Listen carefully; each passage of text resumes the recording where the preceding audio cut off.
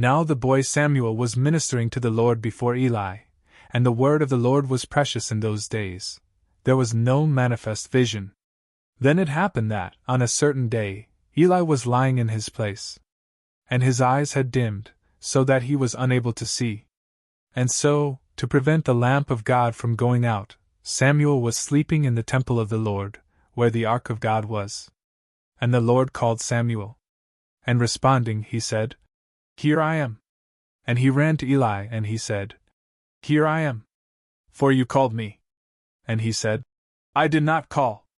Return and sleep." And he went away, and he slept. And again, the Lord continued to call to Samuel. And rising up, Samuel went to Eli, and he said, "Here I am. For you called me." And he responded, "I did not call you, my son. Return and sleep."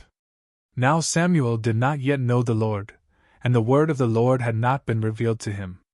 And the Lord continued, and he called to Samuel still a third time. And rising up, he went to Eli. And he said, "Here I am. For you called me." Then Eli understood that the Lord had called the boy. And he said to Samuel, "Go and sleep. And if he calls to you from now on, you will say, 'Speak, Lord, for your servant is listening.'" Therefore Samuel went away, and he slept in his place. And the Lord came, and stood, and he called, just as he had called the other times, "Samuel, Samuel." And Samuel said, "Speak, Lord, for your servant is listening." And the Lord said to Samuel, "Behold, I am accomplishing a word in Israel. Whoever will hear about it, both his ears will ring.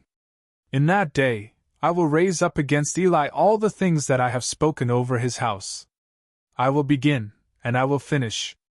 For I have foretold to him that I will judge his house unto eternity, because of iniquity. For he had known that his sons acted shamefully, and he did not chastise them. For this reason, I have sworn to the house of Eli that the iniquity of his house will not be expiated, with victims or with gifts, even forever." Then Samuel slept until morning, and he opened the doors of the house of the Lord. And Samuel was afraid to tell the vision to Eli. Then Eli called Samuel, and he said, "Samuel, my son?" And responding, he said, "I am here." And he questioned him, "What is the word that the Lord has spoken to you? I beg you that you may not conceal it from me. May God do these things to you, and may he add these other things, if you hide from me one word out of all the things that were told to you." And so Samuel revealed to him all the words, and he did not hide them from him. And he responded, "He is the Lord. May he do what is good in his own eyes." And Samuel grew up, and the Lord was with him, and not one of his words fell to the ground. And all of Israel, from Dan even to Beersheba, knew Samuel to be a faithful prophet of the Lord. And the Lord continued to appear in Shiloh. For the Lord had revealed himself to Samuel at Shiloh, according to the word of the Lord. And the word about Samuel went forth to all of Israel.